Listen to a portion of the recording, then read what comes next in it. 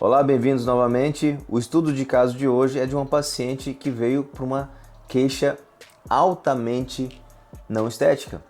Ela queria se livrar das dores de cabeça aqui nessa região, da cefaleia e também do apertamento que ela sentia, da face cansada que ela sentia. E ela veio para mim para curar isso. Ela não tinha questões estéticas punjantes de acordo com ela, mas vocês vão ver aqui, durante a minha análise, que sim, ela tinha, e ela se convenceu disso rapidamente.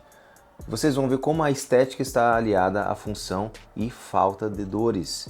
E este é o tratamento unificado de devolução do método Dr. Júnior Silva, que eu trato questões oclusais que geram bruxismo, geram sequelas como perda, diminuição de dentes, perda de DVO e dores orofaciais, mas com a reconstituição natural do sorriso, que é o divino expresso na matéria.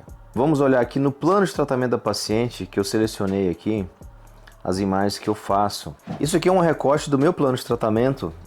E olha a face da paciente. Notem que nós temos que avaliar a paciente em toda a sua postura. Notem que ela faz um sorriso para cima. Vou botar aqui em amarelo. Então vamos iniciar olhando a paciente. E essa foto foi extraída ali do meu plano de tratamento, uma foto que ela fez na clínica de radiologia. Notem que ela levanta o pescoço para sorrir. Isso é natural da mulher, principalmente a mulher que já está com a dimensão vertical, que é a distância naso-mento, deficiente pelo próprio desgaste dental que ela tinha. Encurta essa dimensão e cria-se um novo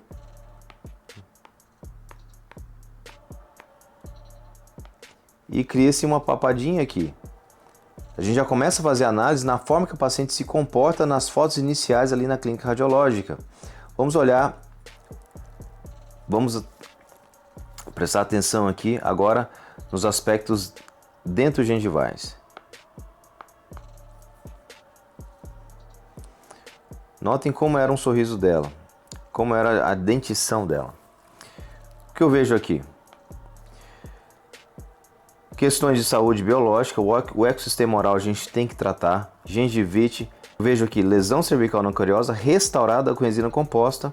Lembre-se que, olha só, isso é um claro sinal, mais uma lesão cervical não cariosa, mais uma LCNC, mais outra LCNC. Ela tem muita perda óssea. Olha só, todos os meus ciclos aqui são perdas ósseas devido à maloclusão. Então ela tinha um colapso da mordida, muito apertamento e bruxismo, isso que gera a dor de cabeça. Quais são as sequelas clínicas? As lesões cervicais não cariosas. E os dentistas restauram essas lesões sem tratar a causa. Então não faz sentido nenhum restaurar uma lesão cervical não cariosa. E tem aquele dentista que ainda fala para o paciente: escove menos forte. Agora pensem comigo, se a lesão cervical não cariosa é formada por uma escovação forte, que isso é uma mentira, um mito, por que o tecido dental, o tecido do corpo humano mais duro, que é o esmalte, é reabsorvido por essa suposta escovação forte, mas a gengiva em volta está intacta? A gengiva deveria estar destruída, né? Então é só uma questão de lógica, não precisa nem pensar 1% para entender que escovação forte não causa lesão cervical não cariosa, e nunca causou. O que causa lesão cervical não cariosa, como estou apontando aqui, é maloclusão, é distribuição de tensão errada, deflexão do dente no osso, reabsorção óssea como consequência do trauma oclusal. A reabsorção óssea exibe a raiz porque o osso vai puxando a gengiva como uma cortina. Lembre-se que a gengiva é o tapete do osso. O osso vai indo embora, a gengiva vai acompanhando. Exibe o que? A raiz. O cemento vai embora, exibe a dentina. Lembre-se que a dentina é uma estrutura tubular. 4,3 mil túbulos por milímetro quadrado. Cada túbulo tem colágeno. Cada túbulo, cada canudinho, você tem que pensar que a dentina é como se fosse um monte de canudinho, um do lado do outro. Repetindo, 4,3 mil canudinhos por milímetro quadrado. Cada canudinho que conecta-se com a cavidade oral está conectando com a polpa. Ali tem odontoblasto, tem inervação. Então cada canudinho tem um nervinho ali e tem fluidos. E essa movimentação de fluidos que causa a sensibilidade e a dor. Então o paciente vivia com dor e o dentista vai lá e tampa com restauração. Olha como estavam muito inflamado aqui, essa lesão cervical não cariosa, e já, além de infiltrado, bastante inflamado, porque a restauração não foi bem conduzida. Enfim, então isso é o que acontece. Nós recebemos muitos pacientes assim. Ela tem um envelhecimento precoce da dentição por causa das questões oclusais dela. E vamos olhar quais são as questões oclusais dela. Olhando aqui no próprio plano de tratamento, olha aqui a minha anotação. E na mentoria eu vou ensinar vocês a fazer esse plano de tratamento, bem importante. Notem aqui, no item 1.1.4, avaliação do risco de síndrome de desgaste dental. Síndrome de desgaste dental, o mal do século, envelhecimento precoce da dentição. Toda síndrome é uma doença que pode ter diferentes etiologias. A síndrome de desgaste dental pode ser causada por desgaste dental mecânico, que é o bruxismo, apertamento, causado pelo trauma oclusal. E corrosão dental intrínseca e corrosão dental extrínseca. Corrosão dental intrínseca é o ácido clorídrico que vem para a cavidade oral em eventos de H. pylori, refluxo gastroesofágico mais comumente, gastrite, úlcera, enfim. Todo evento, aquela azia, né, que faz com que o ácido clorídrico vá para a cavidade oral, causa uma corrosão dental intrínseca, ácido endógeno. E também a corrosão dental extrínseca, ácidos exógenos, muita Coca-Cola, muito suco de limão, enfim.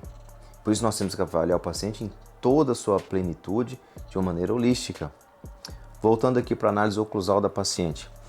Ela tinha, em relação centro, eu vou aumentar aqui, um toque prematuro na região de dentes 16, 46, 17 e 47. No lado direito, quando eu manipulei a paciente em relação cêntrica, havia um toque prematuro entre os dentes 16, 46, 17 e 47, os molares do lado direito. Então, quando a mandíbula tenta voltar em sua posição de saúde fisiológica, onde o côndilo descansa na tonicidade correta dos músculos temporal e masseter, na cavidade glenóide do osso temporal, ela não consegue, porque pega esses cabeçudos aqui. Quem são os cabeçudos? 16, 46, 17, 47. Fica fazendo um código Morse ali e a mandíbula automaticamente vai para uma migração. Então ela migra no mesmo reflexo, na mesma propriocepção que nós temos quando encostamos a mão no fogo, nossa mandíbula de maneira autônoma vai para frente, escapando dos cabeçudos do lado direito. Tanto é que ela tinha contratura maior no lado direito dos músculos temporal e masseter. E essa migração da mandíbula levava ela para uma segunda mordida, que é a MH, que não é de saúde, é de doença. MH é doença. E onde ela tocava? Dentes anterosuperiores, e eu até anotei, gerando o degrau palatino. Então qual era a mordida dela? Projetada para frente. Isso se reflete na posição do queixo. Vamos olhar a foto dela novamente. O queixo ele fica projetado. E o próprio desgaste que ela tem, pelo bruxismo, enfim, gera um menor DVO, que aumenta essa característica de projeção do queixo. Como funciona, aliás, qual é a patofisiologia do início do bruxismo? Ela tem esse contato prematuro, 16:46, 17:47, o lado direito dela primeiro toca, automaticamente a mandíbula vai para frente. Quem leva a mandíbula para frente para tocar nos ângulos superiores, até formando um degrau palatino? Músculo temporal e masseter. Então os músculos ficam fazendo musculação estática, parada, 24 horas por dia, enfim, muitas horas por dia. E isso gera uma cãibra crônica, uma contratura. Os músculos ficam em hipertonia, ficam altamente tensionados. Isso é gatilho para rangimento durante os movimentos bordejantes da mandíbula noturnos. Nós somos seres ruminatórios, ruminantes durante o sono. Nossa mandíbula faz um balé de saúde, vai para frente, lado direito, lado esquerdo. Quando vai para frente tem que tocar somente os dentes da frente, os dois centrais, no máximo os centrais e laterais. Nenhum dente atrás toca. Quando vai para o lado direito, só os caninos 13 e 43. Quando vai para o lado esquerdo, só os caninos 23 e 33. As guias caninas, Não existe desoclusão em grupo, isso é uma mentira. Desoclusão em grupo gera doença. É guia canina. Deus fez o canino desse tamanho, dessa grossura para guiar a mandíbula. Quando isso é rompido, essa lógica do sistema é rompida, nós geramos doença. Mais comum, bruxismo, apertamento, envelhecimento precoce da mandíbula, e que gera na queixa dela, que são as dores orofaciais, porque ela fica muito tensionada, isso gera dor de cabeça. Tudo bem? Então a gente está aqui há algum tempo já falando de diagnóstico. Vamos passar um pouco para frente. Antes disso, notem aqui, agora vamos olhar aqui para a arcada inferior dela. Conseguem notar que os primeiros molares dela, estou desenhando aqui, tem uma parte mais amarelada na oclusal, já tem sintomas e sinais de corrosão dental intrínseca por refluxo gastroesofágico. Então ela tem além do desgaste mecânico, que é mais predominante, também tem um desgaste químico. Então tem a união dos dois universos de desgaste.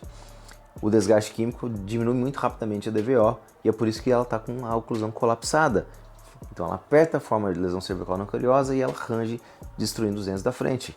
Tudo isso eu falei para ela. Então ela entendeu que as dores de cabeça dela são por causa dos dentes. Então nós temos que reabilitar de maneira aditiva. Ela já perdeu, ela já desgastou para mim. Ok? Então vamos lá voltar na análise facial do caso dela. Voltando aqui agora para as minhas fotos. Nas minhas fotos no estúdio eu já reposiciono o queixo dela. Então porque são fotos para o desenvolvimento do caso. Então tem que ter uma linha, uma postura da face correta. Mas a gente já vê aqui.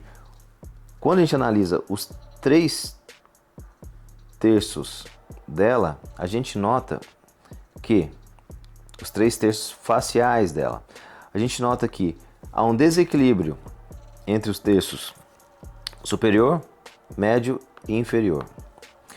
O terço inferior, vou até fazer um negócio aqui.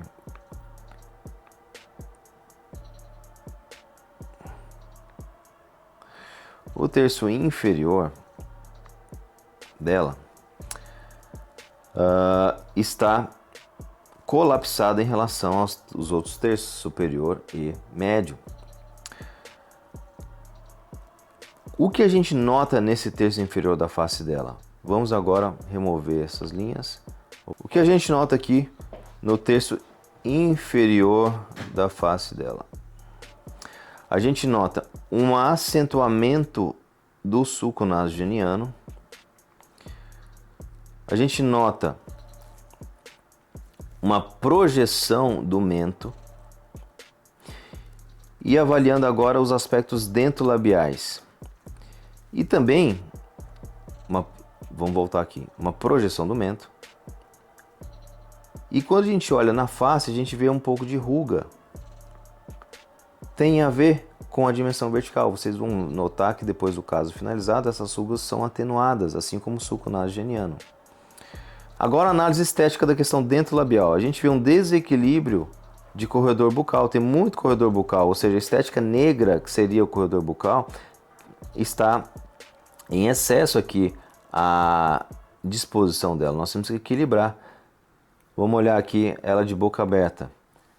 Note como os centrais estão. Notem como os centrais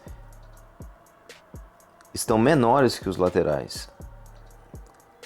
Os centrais devem ser maiores que os laterais para fazer a protusão, para dar mais estética, enfim, várias funções. Ela já desgastou os centrais. Então, ela tem vários aspectos antiestéticos do sorriso dela que são consequências da síndrome de desgaste dental que ela apresenta.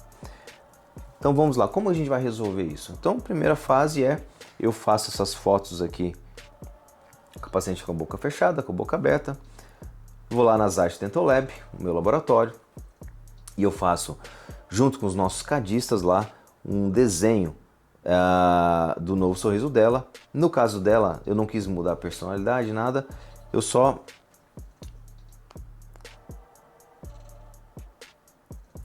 otimizei a anatomia dos dentes dela. Notem que agora parece que são os mesmos dentes dela, só que com uma otimização de anatomia. E é muito importante entender aqui nessa visão oclusal que nos dentes posteriores eu faço um reequilíbrio da distribuição de carga. Então ela não vai ter mais aquele contato prematuro em 16, 46, 47 e 17, e sim em todos os custos de contenção cêntrica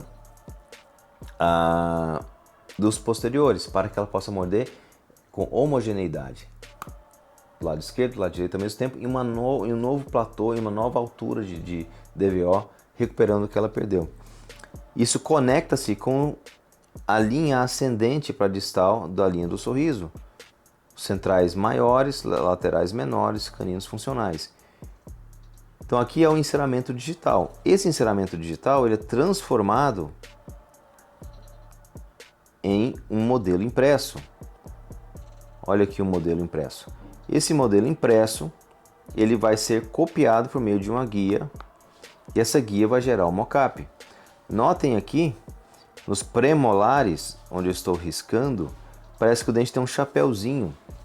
Nessa fase, a gente consegue ver claramente a linha entre o dente original e o acréscimo, né, de enceramento digital.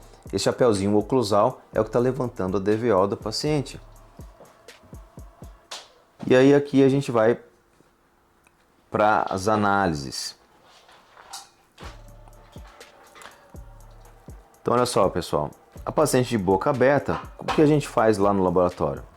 Nós, a partir dessa foto de boca aberta, que a gente aproveita o fundo da boca, é possível remover a arcada superior dela digitalmente e substituir pelo escaneamento digital que nós fazemos aqui.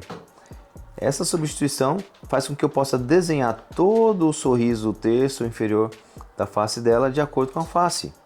Então isso é fundamental para que a gente possa fazer já no primeiro enceramento digital que vai gerar o mockup, um enceramento digital do sorriso guiado pela face. Falar mais chique em inglês, face oriented. E é assim que a gente consegue os sorrisos mais naturais. Então olha só. Lembre-se que eu fiz o enceramento digital, imprimi o modelo e agora usei uma guia de mockup. E eu vou ensinar tudo isso para vocês na mentoria para gerar o primeiro teste. Então olha só, pessoal. Aqui nós temos o planejamento digital de acordo com a face dela. E aqui nós já temos o mockup aplicado a partir desse enceramento digital. Eu sempre digo que o mockup ele é a planta baixa que o engenheiro apresenta para o cliente. O engenheiro, eu, entendo 100% os caminhos dessa planta baixa, como vai virar a maquete, como vai virar o prédio depois. O cliente tem uma noção básica, mas é importante nesse momento abaixar as expectativas estéticas do paciente, que é o primeiro teste. Mas foi bem sucedido, ela entendeu, ela gostou do sorriso. Notem que agora a gente tem uma linha do sorriso ascendente para distal. Nós temos dentes com tamanhos compatíveis com o terço inferior novo da face dela, preenchendo o terço médio do terço inferior da face. Nós temos um equilíbrio de corredor bucal e uma nova altura. Aí o paciente inclusive sente morder melhor. E foi aprovado. Foi aprovado e a gente foi para a próxima fase do meu método, que é fazer as maquetes dessa planta baixa, ou seja, as réplicas, ou seja, os PMMAs, os provisórios de alta performance do método que nós pesquisamos e publicamos na Alemanha em 2011. Eu faço a réplica para todos os meus pacientes. Em alguns pacientes com desgaste dental severo, essas réplicas, esses provisórios de alta performance são colados e aí eu vou tratando a oclusão na boca inteira, com eles colados 100%, como se tivessem sido colados de maneira definitiva. E para casos mais simples como este, eu só posiciono as réplicas na frente e os dentes posteriores eu colo e a gente vai tratando só atrás. E agora vamos para as réplicas. Nesse caso, e aqui pessoal, nós temos o sorriso já com as réplicas posicionadas. Fiz réplicas sem um acabamento estético final, pois eu não ia colá-las de maneira definitiva nela, somente posicioná-las. As réplicas que realmente importam aqui, que vão ser coladas, são as dos dentes posteriores. Foi aprovado aqui o comprimento dos dentes nessa fase da prova das réplicas, é a prova da maquete para o cliente. E é muito importante o cliente se ver, fotografias, vídeos, ela mesma faz algumas selfies, e é um guia definitivo para as porcelanas. O que eu faço aqui?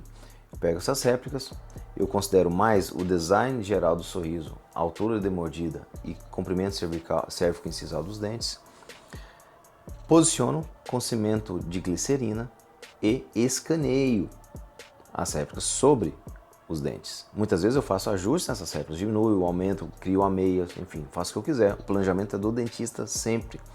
Escaneio, isso mando para o laboratório com uma referência final para as porcelanas. Então já temos as réplicas em posição e a paciente o tempo todo ficou de provisório. Notem agora, eu quero mostrar para vocês como que ficaram os preparos, os micropreparos. Isso é algo importante para ser falado. Os micropreparos são muito importantes nessa fase. Vocês vão aprender comigo que é possível fazermos lentes de contato de porcelana, facetas não invasivas, sem o desgaste tradicional dos dentes. Mas para isso é necessário fazer uma técnica de micropreparo. Tem os pontos especiais da Besser que fazem esses micropreparos. São preparos que no computador, de maneira microscópica, entre aspas, nós conseguimos ver todos os limites do preparo. Ao vivo, a paciente no dia a dia, ela nem não consegue enxergar. A gente consegue ver uma foto ampliada 50 vezes, mas na vida real a gente não consegue enxergar. E a paciente fica sem provisório todo o processo, clareando às vezes, enfim. Então é considerado a non-prep, uma técnica sem desgaste, sem preparo. Lembrando que isso também nós publicamos em 2012 na American Journal of Aesthetic Dentistry, a técnica de facetas de porcelana sem preparo tradicional.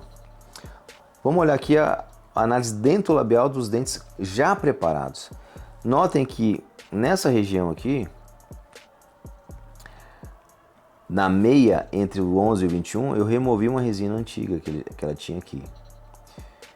E basicamente eu fiz polimentos e a técnica de micropreparo em todos os dentes para permitir um assentamento biomecânico passivo das peças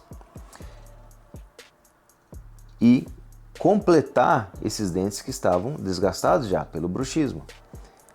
Depois que a gente entende o diagnóstico, a resolução ela é muito mais fácil. Então eu tinha que devolver uma nova altura de mordida e dentes maiores na frente, porque ela desgastou, para completar e fazer a mobilidade funcional saudável da mandíbula nos movimentos bordejantes. Vamos olhar agora o antes e depois, porque depois desses micropreparos, que não é o tema central daqui, vamos ter outros vídeos explicando como é que realmente eu faço os micropreparos. Esses micropreparos foram escaneados com as réplicas em posição, que também é um pulo do gato isso aí, as réplicas posteriores. E vamos ver agora o resultado final, o antes e o depois, no aspecto facial. Notem aqui, lembrando do antes, um pouco de ruga aqui, terço inferior da face colapsado, presença do queixo em proeminência, sulco nasogeniano muito pronunciado, desequilíbrio de corredor bucal, deficiência de curva natural do sorriso, o lábio inferior não tem nada a ver com a linha do plano incisal dos dentes. E agora vamos para o depois, isso uma semana depois do tratamento. Notem agora que há uma diminuição das rugas, um aspecto mais natural do sulco nasogeniano, o queixo dela não está mais proeminente, temos uma linha do sorriso natural. E eu quero falar algo importante sobre esse caso. A paciente ela exigiu que ninguém percebesse que ela tinha ido ao dentista fazer facetas. Então ela queria uma cor super natural, muito coerente com os dentes de baixo que ela tinha. Ela queria dentes com características muito naturais. Então eu apliquei todo o meu conhecimento em reprodução estética e anatômica, macro e micro anatômica dos dentes com ela. Então eu fiz dentes realmente únicos, um diferente do outro. A desarmonia harmoniosa que nos dá a estética. Dentes altamente simétricos nos remetem à artificialidade. Então notem que aqui eu tenho uma linha coerente do sorriso, uma nova. Notem que aqui eu tenho uma linha ascendente para distal. Essa linha ascendente para distal forma o arco do sorriso e acompanha o lábio inferior. Nós temos um melhor equilíbrio do corredor bucal. Temos dentes que estão levemente clareados, mas ainda muito similares aos dentes de baixo. Vamos olhar mais de perto. E dentes com características especiais. Uma semana depois dela ter terminado. Isso aqui é uma semana depois da colagem. Então, como eu falei para vocês, nós temos dentes com olha a cor desses centrais e laterais. É uma cor mais amarelada. Ela pediu isso e tem uma tática para isso. A gente pode fazer uma cerâmica de alta translucidez, aproveitar um pouco do próprio substrato dental para que haja essa interação dente com porcelana para gerar esse aspecto natural. Mas eu quero que vocês notem, olhem muito essa foto aqui. A boca entreaberta. Notem que é uma foto bastante clínica, tem sinal aqui de ajuste oclusal que foi feito, enfim. Notem que o 21 é ligeiramente maior do que o 11. E eu falei para ela, ó, essa pontinha, esse ângulo disto incisal aqui, eu falei para o paciente, ó, essa pontinha aqui eu vou deixar maior, vou fazer um dente maior que o outro, tá? Para gerar essa característica de altamente natural. Então, um lateral totalmente diferente do outro, isso que gera naturalidade. Um equilíbrio aqui do corredor bucal, como eu falei, e um sorriso bastante natural. Então, pessoal, o que eu quero mostrar com esse caso aqui, claro que além do aspecto estético, que é o que a maioria dos pacientes procura, nós temos que devolver saúde. No caso dessa paciente, ela veio só pela saúde, só pela resolução das dores de cabeça. As dores de cabeça melhoraram muito, o bruxismo dela é praticamente inexistente hoje. Hoje ela tem movimentos bordejantes da mandíbula guiados pelos dentes certos, uma mordida equilibrada e ela hoje nem usa placa. Em todos os meus pacientes eu faço a placa oclusal. Não estou dizendo que ela é desnecessária, mas ela só é necessária, ela só é importante em pacientes que estão com oclusão equilibrada. Lembre-se de um trabalho publicado em 2023 mostrando que quando há um tratamento de uma oclusão deficitária, há diminuição drástica do bruxismo e melhora do sono. Depois a gente vai discutir mais sobre isso. Tá certo? Gostaram?